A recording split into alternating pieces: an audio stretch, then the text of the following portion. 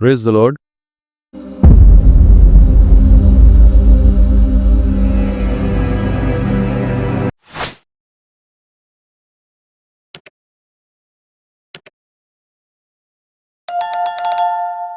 परमेश्वर की दया और उसकी करुणा से एक अवसर मिला उसके वचनों में से सीखने के लिए। आज का जो वचन है वो है मसीह जीवन के उद्देश्य क्या है। हम किस तरह से अन्य जातियों से अलग हैं। परमेश्वर ने हमें चुना और परमेश्वर ने हमें एक उद्देश्य दिया। आज मसीह जीवन के 5 उद्देश्य हम देखेंगे। क्या कारण से परमेश्वर ने हमें चुना है, क्या कारण से परमेश्वर चाहता है एक मसीह मेरे लिए क्या करे। 5 उद्देश्य जिसके विषय में आज हम गहनता से पढ़ेंगे। उसके लिए आप निकालें यूहन्ना और उसका 4था अध्याय और 24वीं आयत। सर्वप्रथम उद्देश्य, सबसे पहला उद्देश्य जो प्रभु हमसे चाहता है वो है उसकी आराधना। आराधना का मतलब अपने आप को प्रभु के मध्य में केंद्रित कर ले। प्रभु की प्रेजेंस में हम आ जाएं, यह है आराधना। निकालें आप यूहन्ना 4था अध्याय और उसका 24वां पढ़ें। परमेश्वर आत्मा है और अवश्य है कि उसकी आराधना करने वाले आत्मा और सच्चाई से आराधना करें। आमीन। परमेश्वर आत्मा है। हमारी आराधना कब ग्रहण की जाएगी? जब हम आत्मा से और सच्चाई से आराधना करेंगे। प्रभु चाहता है कि हम आराधना सच्चाई से करें। परमेश्वर हमारे मनों को जांचता है प्रतिदिन, और मैं समझता हूं कितना ज्यादा दयालु और कितना ज्यादा सहनशील परमेश्वर है कि हमारी हर एक गलतियों को जानकर भी चुप रहता है। हम परमेश्वर की दया से बहुत गहन पाप, बहुत ऐसी दुष्टता, घृणित काम सब छोड़ चुके हैं। पर आप सोचिए, जो जिनको परमेश्वर ने बनाया, हर एक मनुष्य परमेश्वर ने बनाया, और वो लोग जब घिनौने काम करते हैं, घिनौनी बातें उनके मुंह से निकलती है और घृणित काम करके अपने अंदर एक घमंड महसूस करते हैं, अभिमान महसूस करते हैं, ऐसे में भी प्रभु क्या करता है? चुप रहता है और शांत रहता है। बहुत बड़ी बात है। सहनशील बताया मेरे प्रभु के नेचर को, धीरज है उसके अंदर, वो तुरंत दंड नहीं देता। ऐसे प्रभु की जब हम आराधना करें तो मेरा प्रभु क्या चाहता है यहाँ पर? कि हम आत्मा से और सच्चाई से करें। हमारी आराधना के अंदर खुद की प्रशंसा ना हो, हमारी आराधना के अंदर हम खुद को महत्व ना दें। हम आराधना में पूर्ण रूप से परमेश्वर की महिमा करें। प्रभु ये चाहता है। परमेश्वर का वचन कहता है कुरिन्थियों के अंदर, उसके 6ठे अध्याय 1 कुरिन्थियों, उसके अंदर साफ कहता है कि हम परमेश्वर के अंग हैं। प्लूरल है, बहुसंख्यक है। मतलब परमेश्वर के अंग, कोई हाथ हो सकता है, कोई पैर हो सकता है, कोई अलग अलग अंग हैं हम परमेश्वर के पुत्र प्रभु यीशु मसीह के। पर आज सबको सर बनना है, पैर किसी को नहीं बनना। धावक होता है ना, धावक, रनर, भागता है, पूरे शरीर में उसके सबसे इंपॉर्टेंट क्या होते हैं? पैर। पैर होते हैं ना, पैरों की एक्सरसाइज ज्यादा करता है वो। ट्रेनिंग करेगा तो पैरों की एक्सरसाइज करेगा। पर जब उसको सम्मान मिलता है तो उसको माला कहाँ पहनाई जाती है? सर पे। मुकुट कहाँ पहनाया जाता है? सर पे। उसके पैरों की प्रशंसा होती है क्या? आप बताओ मुझे। कहीं नहीं होते। तो क्या उसके पैर भागना छोड़ दें? नहीं। आज हमें परमेश्वर ने क्या जिम्मेदारी दी है, उस जिम्मेदारी को पूर्ण ईमानदारी के साथ निभाएं। हम सर बनने के प्रयास ना करें, ये सच्ची आराधना नहीं है। परमेश्वर ने जिस कार्य के लिए हमें चुना है उस कार्य को ईमानदारी से करें, तो हमारा प्रभु हमसे प्रसन्न होता है। एक उदाहरण से बताता हूं मैं। परमेश्वर ने योग्यता के अनुसार अलग अलग तोड़े दिए। किसी को 5 दिए, किसी को 2 दिए, किसी को 1 दिया। दिए ना योग्यता के अनुसार। 5 वाले ने क्या करा? 5 और कमा लिया। 2 वाले ने क्या करा? और कमा लिया। और जिसने 1 कमाया था उसने क्या करा? उसको जमीन में गाड़ दिया। परमेश्वर ने उसकी योग्यता के अनुसार उसको दिया था वो छोटा सा काम, पर करा क्या उसने? नहीं करा। क्यों? हमें उसमें नाम नहीं मिलता, हमारी प्रशंसा नहीं होती, हमारी पीठ कोई नहीं थपथपाता। हम ऐसा कार्य क्यों करें? इस कारण से प्रभु ने उसको क्या बोला? हे निकम्मे और आलसी दास, अरे तेरे को छोटा सा काम दिया था, तू करता उसको, मेरी नजर में बढ़ता, तू तेरे को बड़ा काम भी देता। यह है सच्चाई। हमारे जीवन के अंदर जब आराधना का मौका मिला है हमें, तो दिल से आराधना करें। हम परफॉर्मेंस के पीछे ना जाएं, हम दिल की सच्चाई के साथ ये आराधना करें कि सच में प्रभु हमसे प्यार करता है और मेरे दिल से मैं उसकी महिमा करना चाहता हूं। अगर हम परफॉर्मेंस के पीछे जाएंगे, हमें दिखाना चाहेंगे कि हमसे बेहतर कोई नहीं है, तो आप जान लीजिए आप प्रभु की आराधना नहीं कर रहे, आप खुद की प्रशंसा कर रहे हैं। प्रभु नहीं चाहता ऐसी प्रशंसा, वो स्वीकार नहीं करता। प्रभु चाहता है हम दिल से सच्चाई से उसकी आराधना करें। एक और आयत निकालें, कुलुसियों और उसका 3:16। मसीह के वचन को अपने हृदय में अधिकाई से बसने दो और सिद्ध ज्ञान सहित एक दूसरे को सिखाओ और चिताओ और अपने अपने मन में अनुग्रह के साथ परमेश्वर के लिए भजन और स्तुति गान और आत्मिक गीत गाओ। आमीन। क्या करना है हमें यहाँ पर आराधना के अंदर? एक दूसरे को सिखाओ और चिताओ, नीचा मत दिखाओ। बहुत अंतर है सिखाने में और दूसरा नीचा दिखाने में। हमारा उद्देश्य क्या है? अगर उद्देश्य उसको नीचा दिखाना है तो मेरा प्रभु आपको छोड़ेगा नहीं, दंड देगा। क्योंकि प्रभु साहब बोलता है दोष मत लगाओ, क्योंकि तुम पर भी दोष लगाए जाएंगे। तो हम सिखाएं और चेतावनी दे चेताएं कि प्रभु का वचन ऐसा है, ऐसा माने, इसके अलावा ऐसा ना माने। हम ये कर सकते हैं बस। मानना नहीं मानना मसीह के हाथ में, मानना नहीं मानना विश्वासी के हाथ में। हमारा कर्तव्य क्या है? एक दूसरे को हम सिखाएं बस। परमेश्वर का अनुग्रह है यदि उसके ऊपर, परमेश्वर की इच्छा है उसको स्वर्ग राज्य लेने की, वो अपने आप बदलेगा। आप उसको बदल नहीं सकते। क्या शाऊल को बदल पाए थे क्या उस समय के मसीह? नहीं बदल पाए। प्रार्थना कर रहे थे ना, उनकी प्रार्थनाओं को उत्तर प्रभु ने दिया और प्रभु यीशु मसीह ने शाऊल के हृदय को परिवर्तित कर दिया। तो परिवर्तन का कार्य किसके हाथ में? प्रभु यीशु मसीह के हाथ में, हमारे हाथ में नहीं है। हमारे हाथ में सिर्फ और सिर्फ वचन के द्वारा एक दूसरे को प्रेरित करना, वचन के द्वारा एक दूसरे को सिखाना, और उसके अलावा और कुछ नहीं है। यहां पर भी प्रभु ये बोल रहा है। अच्छा, सच्ची आराधना क्या है? सच्ची आराधना हम जाने तो क्या है? मसीह के वचन को अपने हृदय में अधिकाई से बसने दो। अधिकार रखे वो वचन तुम्हारे ऊपर। और वचन कौन है? प्रभु यीशु मसीह। कि तुम्हारे हृदय पे, तुम्हारे दिल के ऊपर वो अधिकार रखे और वो उसका अधिकार के अनुसार तुम चलो, तब जाके मेरा प्रभु प्रसन्न होता है। हम अधिकार से अधिकार करने दे रहे हैं क्या उसको? मन में विचार करें।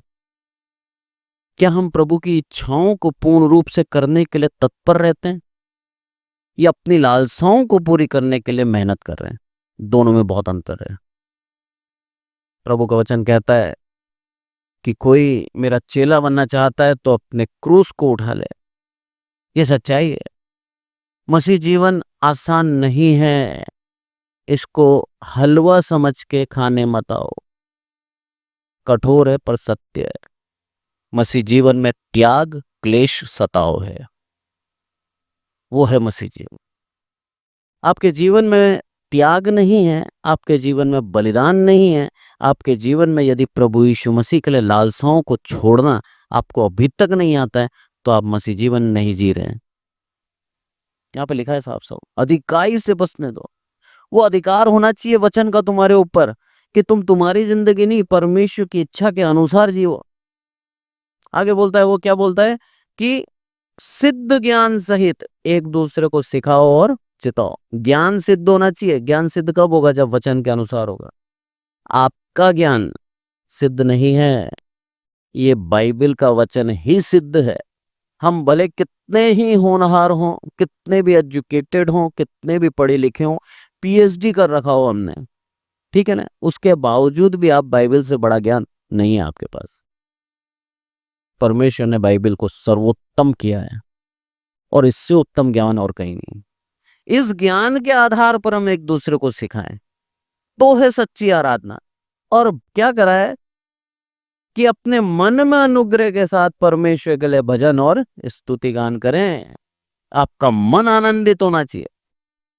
गाना कब निकलता है हमारे मुंह से मालूम है आपको? जब आपका मन आनंदित होता है। आप परेशान में गाना गा सकते हो क्या? नहीं निकलता। इसीलिए दाऊद राजा बोलता है आनंदित रहो, मैं फिर कहता हूं आनंदित रहो। क्योंकि आनंद जब आपके जीवन में आएगा, आपके मुख से स्तुति होगी, आपके मुख से आराधना होगी।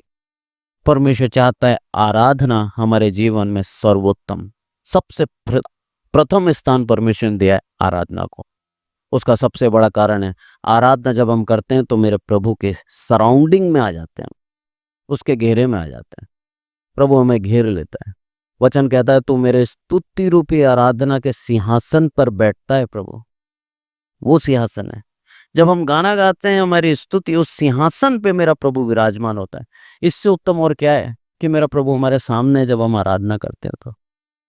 इसीलिए प्रभु बोलता है आराधना की गंभीरता हम जाने, आत्मा से करें और सच्चाई से करें, दुनिया को दिखाने के लिए नहीं, परमेश्वर को भाने वाली उसकी महिमा के लिए आराधना करें।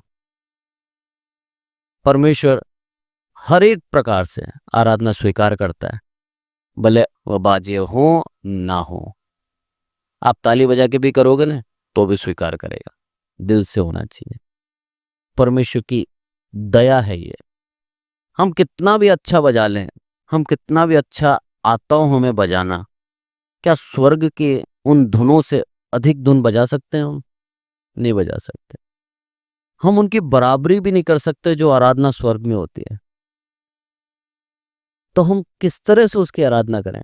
इसलिए वो बोलता है सच्चाई से और आत्मा से कर लें, क्योंकि बराबरी तो तुम नहीं कर पाओगे, पर जो तुम्हारी सच्चाई है वो मुझे कबूल हो जाएगी। क्या स्वर्गराज से उत्तम बनाया था क्या यरूशलेम का मंदिर? नहीं था। पर स्वर्गराज जो छोड़ के आया ना प्रभु, उस मंदिर के अंदर वास करने। कारण क्या था? सच्चाई के साथ, दिल के साथ प्रभु को चाहता था सुलेमान राजा, हे प्रभु मेरे बनाए हुए इस छोटे से मंदिर में तो आके बस जा। जब हमारे जीवन में वो सच्चाई होगी, जब सच्चाई से उसको पुकारेंगे कि हे प्रभु तू आ मेरे पास, मेरा प्रभु आएगा। और वो जब ही आएगा जब हम सच्चाई से पुकारेंगे। पर सच्चाई यदि नहीं है हमारे जीवन के अंदर, हमारे जीवन में सिर्फ आडंबर है और दिखावा है, आप जान लो आप कितने भी अच्छे सिंगर हो, कितने भी अच्छे आप गायकार हो, आपकी आराधना ग्रहण नहीं की जा रही। आपका परिश्रम व्यर्थ है। इसलिए हमें आराधना के लिए आत्मिक होना और सच्चाई करना बहुत जरूरी है, क्योंकि आत्मा ही हमें परमेश्वर से वो आराधना करना सिखाती है। दूसरा पॉइंट, फेलोशिप। ये चीज हमें बहुत जरूरी है। फेलोशिप का मतलब हुआ कि हम कैसे परमेश्वर को लोगों से प्यार के साथ रिश्ता रखें। आज कलीसियाओं के अंदर सबसे पहले शैतान फेलोशिप खत्म कर रहा है, सबसे पहले। उसका कारण है प्रभु का वचन कहता है जहां दो या दो से अधिक मेरे नाम को एक मन से पुकारते हैं, टर्म्स एंड कंडीशन है वहां। सब पुकारते हैं, बात सही है, पर एक मन नहीं है तो आपकी प्रार्थना कबूल नहीं की जा रही। और फेलोशिप नहीं रहेगी तो एक मन नहीं रहेगा। सब अपने अपने विचार अलग अलग रखेंगे, सब एक दूसरे से घृणा करेंगे, तो आपका मन एक नहीं है। आप कुछ भी पुकारोगे, परमेश्वर आपकी नहीं सुनेगा। इसलिए बोलता है प्रभु, एक दूसरे से जो मसीह हैं, उन मसीहों से प्रेम रखना हमें आना चाहिए। वो है फेलोशिप। संगति में बैठ गए, प्रार्थना कर ली, आराधना कर ली, बीच में प्रेम नहीं है तो फेलोशिप नहीं है। इसलिए प्रेम होना बहुत जरूरी है। इसके लिए एक और आयत निकालें आप, प्रेरितों और उसका दूसरा अध्याय और 42वीं आयत। और वे प्रेरितों से शिक्षा पाने और संगति रखने और रोटी तोड़ने और प्रार्थना करने में लौलीन रहे। आमीन। कौन लोग हैं? अभी प्रभु को स्वीकारा है। 3000 के लगभग थे ये। और प्रभु यीशु मसीह का आत्मा इनके ऊपर उतरा, और जैसे ही उतरा इन्होंने क्या करा? प्रेरितों से शिक्षा पाने। सबसे पहली बात, शिक्षा पाने के लिए एकत्रित हुए हैं, शिक्षा देने के लिए नहीं हुए। आज हम ज्ञान देना सब चाहते हैं, ज्ञान लेना कोई नहीं चाहता। पर यहां पर क्या बोल रहा है? अच्छे शिष्य कौन है? संगति कैसी हुई? शिक्षा पाने के लिए हुई है। परमेश्वर यहाँ पे सिखा रहा है हमें कि हम उत्सुक रहें, हम परमेश्वर के वचन को सीखने के लिए ललाहित रहें, कि आशा के साथ, खुशी के साथ हम संगति में आए कि हमें कुछ नया सीखने को मिलेगा। एक समय बताता हूँ मैं मेरा जीवन का। जब मैं छोटा था, मैं समझता हूँ जस्टिन या एंजल के बराबर होऊंगा। तब प्रचारक प्रचार करता था तो मेरे एक दिमाग में एक ही चीज चलती थी, कब खत्म करेगा, वापस घर भी जाना है। और कॉटेज मीटिंग में बैठे तो कब खत्म करेगा, खाना भी खाना है। 15 मिनट ऊपर हो गए तो परेशान कर दिया आज तेरा। ये समय था, कारण क्या था? सीखना नहीं था। माँ बाप के दबाव में मीटिंग में बैठ रहे थे, खुद की इच्छा से नहीं बैठ रहे। पर जब खुद की इच्छा से आने लगे, कुछ सीखने की मनसा से आने लगे, तब ऐसा लगता था प्रचारक थोड़ा और बोले और सीख लें। बदलाव आता है। बचपन में नहीं था, परमेश्वर ने अब दिया कि अब नया सीखने को मिलता है तो दिल में खुशी होती है कि वचन को और सीखा हमने, कि क्या है फेलोशिप, और हमने सीखी प्यार है एक दूसरे से। सिर्फ दिखावा नहीं कि साथ बैठ गए, हाथ पकड़ के प्रार्थना कर ली और उसके बाद हाथ धोने चले गए, उसका छू लिया था मैंने। ये दिखावा प्रभु को पसंद नहीं है। दुनिया के सामने गले लग रहे हो और बाद में बोलने कह रहे यार कहाँ आ गया था सामने। दोहरा जीवन प्रभु नहीं चाहता। लिखा है वचन के अंदर साफ साफ कि जो परमेश्वर का सेवक बनना चाहता है वो दोरंगी ना हो। लिखा है साफ साफ वचन के अंदर। पौलुस बोलता है दोरंगी ना हो, कि मुंह पे कुछ और पीठ पीछे कुछ और। आज का वचन हमें सिखा रहा है, क्या लिखा है यहाँ पर? सीखने के लिए और संगति रखने, रोटी तोड़ने और प्रार्थना करने में लौलीन रहे। ये है सच्ची फेलोशिप, कि हम सीखने के लिए आए और साथ में बैठकर भोजन करें, साथ में रहें, हम संगति करें, और सबसे बड़ी बात प्रार्थना करें। ये प्रार्थना में बहुत ताकत है, बहुत बड़ा हथियार परमेश्वर ने हमें हाथ में दे रखा है। हमारे शत्रु इससे नीचे गिर जाते हैं, हमारे शत्रु हम पर प्रहार नहीं कर पाते। ये प्रार्थना हमें जीवित रखती है। वो प्रार्थना का हथियार प्रभु ने आज हमें दे रखा है। परमेश्वर की दया देखिए आप, प्रार्थना इतनी सक्षम थी कि ये जो पेंतेकोस का दिन है उससे पहले 120 जने मिलकर लगातार प्रार्थना कर रहे थे, तब जाके ये दिन आया। पतरस और पतरस के साथ ही प्रार्थना में वो शक्ति है। ये 3000 लोग परमेश्वर के नजदीकी में क्यों आए? क्योंकि सब ने प्रार्थना करी थी।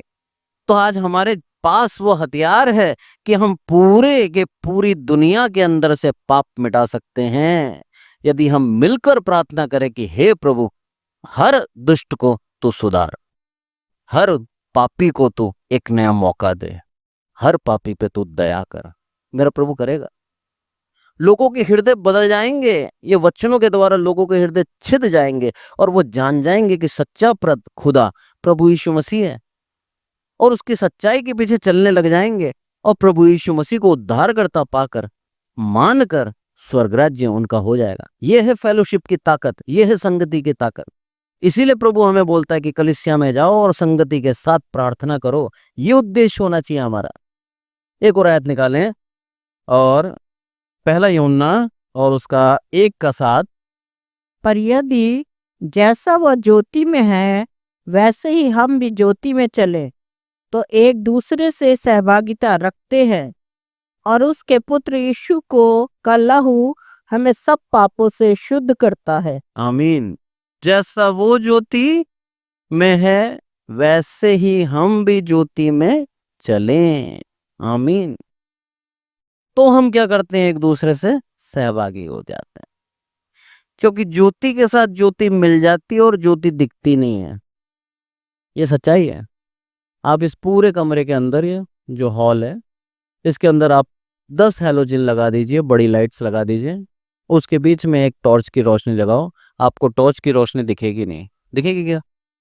नहीं दिखेगी, क्योंकि प्रकाश में प्रकाश मिल गया। और इतने बड़े प्रकाश के अंदर आप कितना भी छुपा के अंधियारा लेके आओ, वो अंधियारा छिप नहीं सकता, वो गायब हो जाएगा। यह है सच्चाई ज्योति की। मेरे प्रभु यीशु मसीह ज्योति है, और वो कितनी महान ज्योति है। सूरज जो 7 दिन में ज्योति देता है, उससे अधिक एक दिन में ज्योति उसको दिखाई दी पौलुस को। चारों तरफ ज्योति ज्योति, इतना अधिक प्रकाश है प्रभु यीशु मसीह में। उस प्रकाश के अंदर हम मोमबत्ती के समान अगर ज्योति हैं, छोटी सी ज्योति, जब मिल जाएंगे तो हमारी ज्योति भी बड़ी हो जाएगी और हम सहभागी हो जाएंगे, उसके साथ हो जाएंगे। ये है फेलोशिप, कि हमें उस ज्योति के साथ रहना है, ज्योति बनकर अंधकार में नहीं चलना। जिस जीवन को हम त्याग कर आ गए थे, उस जीवन के दोबारा मुड़ के नहीं देखना हमें। यह है सच्चाई। एलीशा ने मुड़ के नहीं देखा, उसी समय हल तोड़ दिया, उसी समय बैल को मार डाला और बलिदान करके सबको बांट दिया और कहा कि अब मैं पीछे मुड़ के नहीं देखूंगा। यह है सच्चाई, कि आज प्रभु की नजदीकी में आ गए हम तो पीछे क्यों देखते हैं। आज प्रभु की नजदीकी में आ गए तो अपने रीति रिवाजों के ऊपर क्यों रुझान रखते हैं, क्यों हमारी इच्छाएं उनको निभाने की। प्रभु के वचन के अनुसार, उसकी आज्ञा के अनुसार पालन करें और ज्योति में सहभागी हो जाएं और उस फेलोशिप के भागी हो जाएं, उस संगति के भागी हो जाएं जो संगति सिर्फ और सिर्फ प्रभु ने विश्वासियों को दी है, अन्य जाति को नहीं दी। बहुत बड़ा एक तोहफा है हमारे लिए कि वो हमें जोड़ता है अपने साथ। एक और आयत निकालें आप, इफिसियों 5:11। अंधकार के निष्फल कामों में सहभागी ना हो, वरन उन पर उलाहना दो। आमीन। सहभागिता में किस लिए नहीं रखनी है? अंधकार के निष्फल, उसका कोई फल नहीं मिलेगा हमें उन कामों का, उसमें सहभागिता नहीं होना, बल्कि उनकी उलाहना देनी है। मैं कॉलेज में था, मेरे को याद है, जब मैं गलत मार्ग पे था, बदमाशी करता था, आवारागर्दी करता था, तब मेरे दोस्त बोलते थे बहुत सही है, ऐसा ही जीवन जीना है, इसको मारना है आज अपन को। मैं ठीक है साहब, साथ में चले गए। ये काम करा करता था और वो चीज उनके लिए बेहतर थी। ऐसे काम हमें नहीं करने हैं कि खुद तो गलत कर ही रहे हैं, दूसरों को भी बोल रहे हैं अच्छा है अच्छा है, बल्कि उनकी उलाहना देनी है, उनको मना करना है कि जो तुम करते हो वो गलत है, ये काम तुम्हारे जीवन से निकाल दो, ये काम तुम्हें प्रभु से दूर ले जा रहे हैं। ये चीज हमारे जीवन में होनी चाहिए। अगर हम संगति में हैं तो एक दूसरे को सिखाएं। वचन कहता है साफ साफ, शर्मिंदा ना करें, दोषी ना ठहराएं। दोनों में बहुत अंतर है। हम सिखाएं वचन के द्वारा कि वचन ये कहता है, तब जाके हमारी फेलोशिप सही होती है। तीसरा जो प्रभु हमारे जीवन से, एक मसीह जीवन से चाहता है, वो है डिसिप्लिन, वो है आज्ञाकारिता। विश्वासी होना और आज्ञाकारी होने में बहुत अंतर है। इसको समझना बहुत जरूरी है। विश्वासी एक अन्य जाति भी है, आज्ञाकारी मसीह है। बहुत अंतर है दोनों में। विश्वासी एक अन्य जाति भी है, अन्य जाति भी जब विश्वास से मांगता है प्रभु यीशु मसीह के नाम से, उसके जीवन में वो होता है, 100% होगा, क्योंकि उसने नाम अप्लाई करा है, प्रभु यीशु मसीह। उसके नाम से जब मांगा उसने, उसकी प्रार्थना पूरी होगी। पर वो आज्ञाकारी नहीं है। उस विश्वास के द्वारा वो स्वर्ग राज्य में नहीं जाएगा, आज्ञाकारिता के द्वारा स्वर्ग राज्य में जाएगा। ये चीज सीखने की हमें। मसीह के 3 चरण आप समझो। आप मसीह किस तरह से परिपक्व होता है। सबसे प्रथम चरण, इनिशियल स्टेज जब हम बोलते हैं, उसके अंदर आप जो भी प्रार्थना करोगे, जैसा भी मांगोगे प्रभु से, प्रभु आपको देगा। मध्यम चरण, जब आपकी प्रार्थनाओं को रोकेगा वो, आप मांगोगे कुछ समय बाद देगा, आपका धीरज बढ़ा रहा है। और तीसरा चरण जिसे हम बोलेंगे प्रो, है ना, आजकल हर चीज प्रो हो गई है। मांगते रहो, आपके जीवन में आपको कुछ नहीं देगा। मांगते रहो, आपको उसके साथ जीने के लिए प्रेरित करेगा। पौलुस के जीवन के से हम देखते हैं, उसका पेट दर्द बना रहा, ठीक कर सकता था ना। अरे जो पौलुस मुर्दे को जीवित कर सकता है, क्या खुद के पेट दर्द पे हाथ रख के प्रार्थना करता ठीक नहीं होता? प्रभु क्या बोलता है, मेरा अनुग्रह तेरे लिए काफी है। उस कांटे के साथ जीना सिखाएगा आपको। ये है प्रो लेवल। आप किस लेवल पे अपने आप को जांचें। क्या आज आप जो भी मांगते हैं तुरंत मिल रहा है? प्रभु बोलता है बीच में आ भी, अभी धीरज भी सिखाऊंगा, और एक समय आएगा तू तेरे लिए मांगता रहेगा, तेरे जीवन में वो कांटा बना रहेगा, निकलेगा नहीं, क्योंकि वो प्रो लेवल है, एकदम ऊपर है। उसके बाद जो मैं तेरे जीवन में उद्धार करूंगा, वो उद्धार आज तक किसी के जीवन में नहीं किया। अनोखा उद्धार।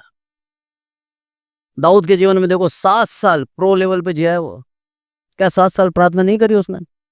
उसका मल्टीप्लाई करो आप, एक दिन में 7 बार करता था, तो 7 साल के अंदर अगर आप मल्टीप्लाई करोगे, लगभग 14,000 बार उसने प्रार्थना करी है। 14,000 बार एक ही बात के लिए, हे प्रभु मुझे छुटकारा दे, और आराधना करता था वो। 14,000 बार प्रभु ने उसकी प्रार्थना को सुन के अनसुना कर दिया।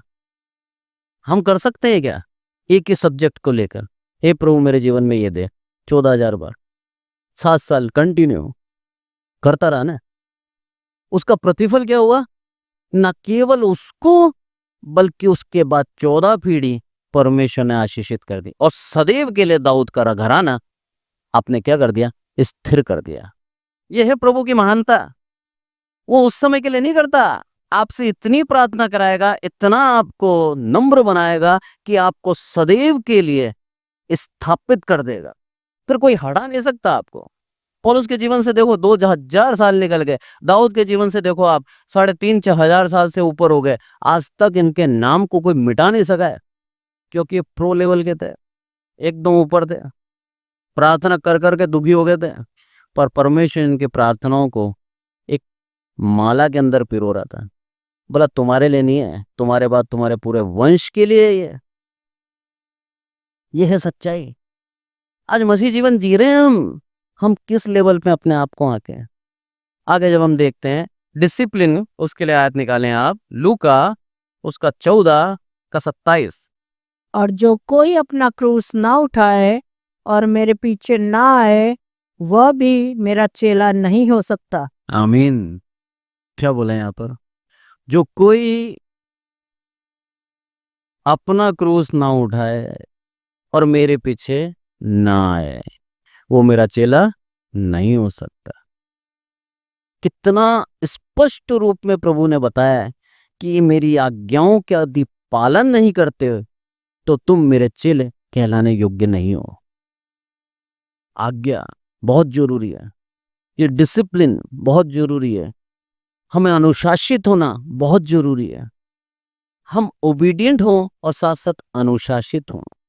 मेरे प्रभु हमें सिखाता है कि हमारे जीवन के अंदर यदि अनुशासन नहीं है तो हम पूर्ण रूप से अव्यवस्थित हैं। प्रभु हमें व्यवस्थित करना चाहता है। दाऊद राजा बोलता है, प्रभु भोर को मेरी वाणी, मेरी प्रार्थना तुझे सुनाई देगी। भोर को, भोर कौन सा समय होता है मालूम आपको? जब पहली किरण इस पृथ्वी पे आती है, भोर बोलते हैं उसको। सूरज का उगना भोर है। उस समय प्रभु मैं जागता रहूंगा और मेरी वाणी तुझ तक आएगी, मेरी प्रार्थना तुझ तक आएगी। मतलब इस पृथ्वी के ऊपर जब ज्योति आई, इस पृथ्वी के ऊपर प्रभु की प्रेजेंस है, उसी समय प्रभु मैं तेरे सामने हूं, छोड़ूंगा नहीं तुझे। तेरी प्रेजेंस से लेकर रात भर मैं तेरे साथ बना रहूंगा। आज वो अनुशासन प्रभु हमारे जीवन में चाहता है। प्रभु के यहाँ के चेलों को बोल रहा है कि यदि तुम मेरा चेला बनना चाहते हो तो अपना क्रूस उठा लो और अपनी अभिलाषाओं को मारना सीखो, अपने सपनों को खत्म करना सीखो, अपनी इच्छाओं को मार डालो, क्योंकि मेरे पीछे चलना, मेरी इच्छाओं को तुम्हें करना है, मेरे सपनों को पूरा करना है। यह है सच्चाई। एक पिता होता है ना, पिता क्या करता है? अपने बच्चे से सपने बांधता है। यही करता है हर पिता, कि जो वो नहीं बन पाया वो चाहता है उसका लड़का, उसका लड़की वो बन पाए। सपने किसके होते हैं? पिता के होते हैं। और जब उन सपनों पे बच्चा नहीं खरा उतरता, पिता को दुख होता है, बुरा लगता है कि मैंने मेरे बच्चे के लिए सब कुछ किया, मेरे सपने को पूरा नहीं कर पाया। ऐसे ही मेरा स्वर्गीय पिता परमेश्वर भी है, उसने हमें इस धरती पे भेजा और वो चाहता है कि हम उसकी इच्छा के अनुसार कार्य करें, इसलिए हमें वैसे कार्य करने होंगे। एक और आयत निकालें आप, मत्ती 4 का 19। यीशु ने उनसे कहा, मेरे पीछे चले आओ, तो मैं तुमको मनुष्यों के पकड़ने वाले बनाऊंगा। आमीन। यहां पर फिर प्रभु आज्ञा देते हैं, बोला मेरे पीछे आओ। यह है अनुशासन, प्रभु की आज्ञा का पालन, वैसे ही उसके अनुसार चलना है हमें। बोला न केवल मच्छी पकड़ने वाले थे तुम, पर अब तुम्हें मनुष्यों के पकड़ने वाला बनाऊंगा। इसका मतलब ही नहीं किडनैप करने वाला, इसका मतलब परमेश्वर चाहता है कि हम मनुष्यों को सुधारें, मनुष्यों को सही मार्ग दिखाएं, मनुष्यों को परमेश्वर के राज्य में एकत्रित करें। ये भलाई प्रभु आज हमसे चाहता है कि हम भी जो परमेश्वर के चुने हुए हैं, परमेश्वर ने हमें चुना और परमेश्वर स्वर्ग राज्य के लिए हमें नियुक्त करता है, तो आप जान लीजिए आप दूसरों को भी उसका वारिस ठहराने के लिए प्रयास करें। यही एक सच्चे मसीह का कर्तव्य है, ये सच्चे मसीह का कर्तव्य। इसलिए हमारे जीवन में अनुशासन बहुत जरूरी है। चौथा पॉइंट यदि मैं बोलूं तो वो है मिनिस्ट्री, सेवकाई, कि हम किस तरह परमेश्वर को वापस कुछ दे सकते हैं। उसके लिए आप आयत निकालें, प्रेरितों और उसका 20 का 24। परंतु मैं अपने प्राण को कुछ नहीं समझता कि उसे प्रिय जानूं, वरन ये कि मैं अपनी दौड़ को और उस सेवा को पूरी करूं जो मैंने परमेश्वर के अनुग्रह के सुसमाचार पर गवाही देने के लिए प्रभु यीशु से पाई है। आमीन। क्या बात बोली यहाँ पर कि मैं अपने प्राण को कुछ नहीं समझता। मनुष्य सबसे ज्यादा प्यार किससे करता है मालूम है? खुद से, अपने प्राण से। आप बोलते हो मैं नहीं करता साहब, आप बीमार हो जाओ तुरंत चंगा होना चाहते हो, आपके चोट लग जाए प्रभु ठीक कर दे। हम कब उस चीज का महत्व समझते हैं मालूम है? जब हमारे जीवन में वो चीज चली जाती है।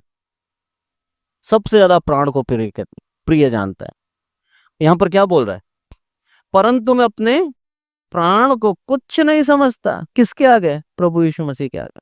कुछ नहीं समझता कि मैं उसे प्रिय जानूं, वरन यह कि अपनी दौड़ को और उस सेवा को पूरी करूं। यह है सबसे बड़ी बात कि जो कर्तव्य हमें दिया गया है उस कर्तव्य की हम पालना करें।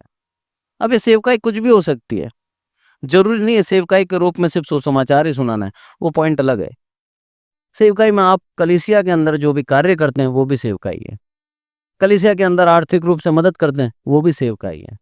कलीसिया के अंदर आप किसी दूसरे को लेके आते हो ये भी सेवकाई है। ये सेवकाई में आता है, कार्यों में आता है कि हम हमारा श्रमदान दें, हम हमारे शरीर से प्रभु की महिमा करें, प्रभु की आराधना करें। प्रभु ये चाहता है हमसे कि हम उसके लिए जो कार्य उसने हमें दिया है उस दौड़ को पूरी करें। जैसे पिछले सप्ताह भाई ने बताया था स्तिफनुस के विषय में, अच्छा प्रचारक था वो, पर उसको कार्य क्या दिया? सबके भोजन व्यवस्था को तुझे देखना है। उसने बोला क्या? विरोध करा क्या पतरस का कि नहीं मेरे को तो प्रचारक बनना है, खाना वाना थोड़ी बांटता फिरूंगा मैं, मेरा नाम ही नहीं होगा, कोई जानेगा ही नहीं मुझे, मैं खाना बांटता रह जाऊंगा। आप तो प्रचारक दूसरे को आगे प्रमोट कर रहे हो। ये अपने हक के लिए ना लड़ना प्रभु के ऊपर विश्वास दर्शाता है। प्रभु का वचन कहता है तुम अन्याय क्यों नहीं सहते, सहो अन्याय। ये अन्याय नहीं था स्तिफनुस के ऊपर, पर मैं एक बात बता रहा हूं आपको, वचन क्या सिखाता है हमें कि हमें अन्याय भी सहना है। पर आज हम अन्याय सहते हैं क्या? थोड़ा सा हो जाए तुरंत विरोध, तुरंत प्रतिक्रिया, तुरंत अपनी पोजीशन बताने के लिए तैयार होते हैं, हमारे को इसने कैसे दबाया। ये एटीट्यूड मसीहत नहीं है, ये विचारधारा मसीहत नहीं है। मसीहत का मतलब है हम नम्रता से जो भी कार्य प्रभु ने हमें दिया करते जाएं, विरोध ना करें और सफाई पेश ना करें। यूसुफ ने सफाई पेश करी क्या? बोला क्या उसने कि ज़ईन साहब पोती पर मैंने तेरी पत्नी को नहीं छुआ? एक बार नहीं बोला उसने, वैसे के वैसे चला गया जेल में। ये धार्मिकता अगर हमने अडॉप्ट कर ली तो आप जान लीजिए स्वर्ग राज्य आपका पक्का है, 100% स्वर्ग राज्य मिलेगा, क्योंकि ये दर्शाता है आपका पूर्ण विश्वास प्रभु यीशु मसीह पे। ये नामुमकिन नहीं है, ये मुमकिन है। और ऐसा जीवन जी रहे हैं लोग बाग। हो सकता है हम नहीं जी रहे हैं, पर ऐसा जीवन काफी लोग जी रहे हैं जो अन्याय सहते हुए भी खुश हैं। यहां पर बोल रहे हैं वो 24वीं आयत दोबारा पढ़ता हूं मैं कि मैं यह कि अपनी दौड़ को उस सेवा को पूरी करूं जो मैंने परमेश्वर के अनुग्रह से सुसमाचार पर गवाही देने के लिए प्रभु यीशु मसीह से पाई है। आज हमारा कर्तव्य है कि जो सेवकाई हमें सौंपी है हम गवाही दें प्रभु यीशु मसीह सच्चा है। ये हमारा कर्तव्य है। प्रभु हमें सिखाना चाह रहा है आज। उस कर्तव्य को पूर्ण करें बस। काम कोई सा भी हो, छोटा बड़ा काम नहीं होता है। पूरा शरीर स्वर्ग राज्य में जाता है, ऐसा नहीं है पैर रह जाएंगे। अगर आप इस कलीसिया के पैर बन के भी कार्य कर रहे हैं, आप जान लीजिए परमेश्वर ने आपको स्वर्ग राज्य दिया है, प्रतिफल सेम है। इसलिए ये ना सोचें कि हमारी प्रशंसा हो या ना हो। एक समय बताता हूँ, मेरे जीवन के अंदर पहले मेरे को ये इच्छा होती थी कि जो कार्य किया है उसका इंकरेजमेंट के 2 शब्द मेरे लिए बोले जाएं। आज 11 साल हो गए, आज समझ में आ गया बिना इंकरेजमेंट के कार्य करना चाहिए। कोई नहीं देता, आपको प्रोत्साहन कोई नहीं देगा, आपकी आलोचना सब करेंगे। ये जीवन का सत्य है। प्रोत्साहन नहीं करेंगे आप बहुत अच्छे हो, ये जरूर बोलेंगे आप में ये कमियां हैं। तो उनको सुनना सीखें। हमें प्रभु को प्रसन्न करना है, मनुष्यों को प्रसन्न नहीं करना। ये सच्चाई है, वचन कह रहा है साफ साफ। पौलुस बोलता है मैं परमेश्वर को प्रसन्न करने के लिए सुसमाचार सुनाता हूँ, मनुष्य को प्रसन्न करने के लिए नहीं सुनाता। एक और आयत निकालें आप, प्रेरितों और उसका 6:4, परंतु हम तो प्रार्थना में और वचन की सेवा में लगे रहे हैं। ये है सेवकाई कि हम वचन की सेवा करें, प्रभु यीशु मसीह की सेवा करें, और उसके लिए ये ना सोचे कि हम छोटे हैं या बड़े हैं। प्रभु ने जब वो सलीब पे जाने वाले थे, उससे पहले सारे चेलों के पांव धोकर अपने अंगोछे से पोंछकर उसने सेवक बन के दिखाया। वो बोलता है सेवक बन, गुरु मत बन। एक और आयत निकालें आप, लूका और उसका 8 और 2 और 3। और कुछ स्त्रियां भी थीं जो दुष्ट आत्माओं से और बीमारियों से छुड़ाई गई थी, और वे ये हैं मरियम जो मगदलीनी कहलाती थी, जिसमें 7 दुष्ट आत्माएं निकली थी, और हेरोदेस के भंडारी कूजा की पत्नी योन्ना और सुसन्ना और बहुत सी अन्य स्त्रियां, ये अपनी संपत्ति से उसकी सेवा करती थी। आमीन।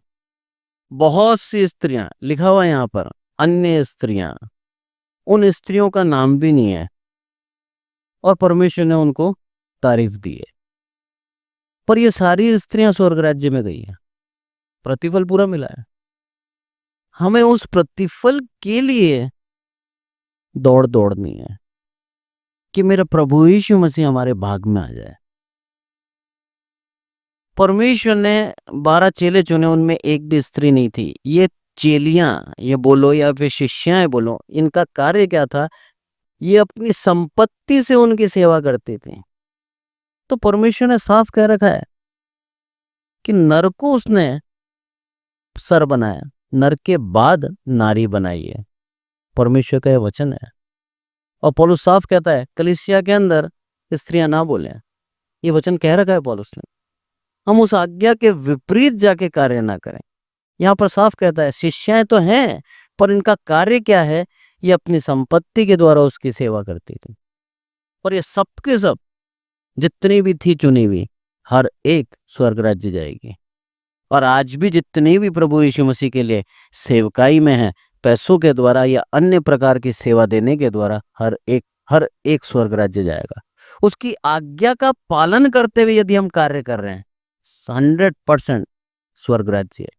पर आज्ञा का उल्लंघन करते हुए अपनी इच्छा को पूरा करते हैं, तो स्वर्ग राज्य एक सपना है।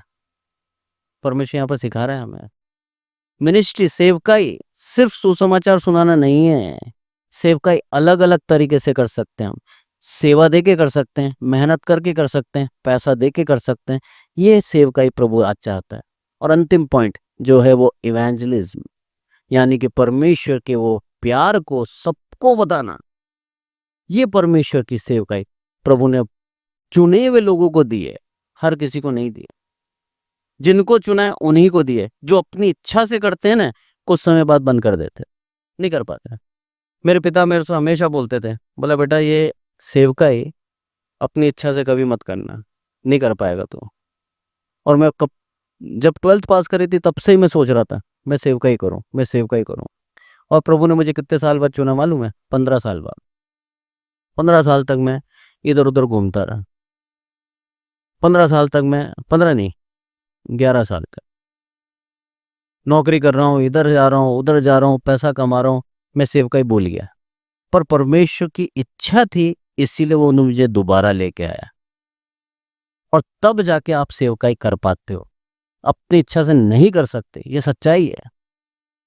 निकालें आप एक आयत, और मरकुस उसका 16 का 15, इसमें क्या कहता है? और उसने उनसे कहा, तुम सारे जगत में जाकर सारी सृष्टि के लोगों को सुसमाचार प्रचार करो। आमीन।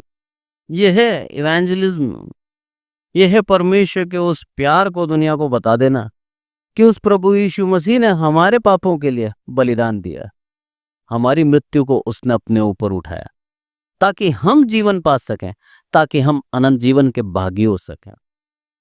बोला ये सुसमाचार क्या करो तुम, कि तुम सारे जगत में जाकर सारी सृष्टि के लोगों को सुसमाचार प्रचार करो। यह है सबसे बड़ी बात, सुसमाचार प्रचार करना है हमें। जिनको परमेश्वर ने चुन रखा है, हर एक को सुसमाचार प्रचार करना, बताना है दुनिया को कि वो शुभ समाचार एक ही है, प्रभु यीशु मसीह हमारे पापों के लिए बलिदान हुआ और तीसरे दिन जी उठा। ये सुसमाचार हमें सबको सुनाना है। एक और आयत निकालें आप, रोमियोस का 10 का 17। अतः विश्वास सुनने से और सुनना मसीह। आमीन। क्या लिखा है यहाँ पर? अतः विश्वास सुनने से और सुनना मसीह के वचन से होता है। ये चीज हमें बतानी है कि हम सुने उसका वचन, जैसे ही उसका वचन सुनेंगे हमारे विश्वास बढ़ता जाएगा। आपके जीवन में भी आपने कई बार अनुभव किया होगा, बहुत ज्यादा निराशा में, दुख है, परेशानी में है, और आपके जीवन में क्या होता है, एकदम से परमेश्वर एक वचन देता है और आपके जीवन में बल आ जाता है, विश्वास बढ़ जाता है। आपके जीवन के अंदर सब चीजें आप बोल देते हो, अब मेरा प्रभु मेरे साथ है। मेरे प्रभु ने बाइबल के अंदर कई बार लिखा है, मत डर, मैं तेरे साथ हूं। उस बात पर विश्वास करें कि मेरा प्रभु मेरे साथ है। जब मैं छोटा था, और बड़ा भी बोल लो, मेरा पिता जब भी मेरे साथ होते थे ना, मेरे को 1% डर नहीं लगता था, क्योंकि मेरा पिता मेरे साथ है। कहीं भी चला जाता था मैं मेरे पिता के साथ। आज स्वर्गीय पिता परमेश्वर हमारे दिल में है, हमें वही निडर होकर दुनिया से बातें करनी है और ये सुसमाचार सुनाना है, क्योंकि मेरा परमेश्वर मेरे साथ निरंतर है। ये विश्वास हमारे जीवन में होना चाहिए, तो हम डरेंगे नहीं। लास्ट आयत को निकालें आप, मत्ती उसका 4 का 17। उस समय से यीशु ने प्रचार करना और यह कहना आरंभ किया, मन फिराओ क्योंकि स्वर्ग का राज्य निकट है। आज ये सुसमाचार हमें पूरी दुनिया को सुनाना है कि मन फिराओ क्योंकि स्वर्ग का राज्य निकट है। प्रभु आज हमें सिखा रहा है कि आज अवसर है, इस समय, इस क्षण अपने जीवन में यदि बदलने की आवश्यकता है तो बदल जाए।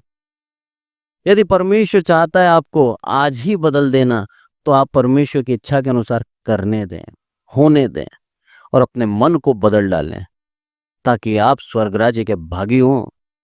हमारे हाथ से स्वर्ग राज्य क्यों छूटने पाए?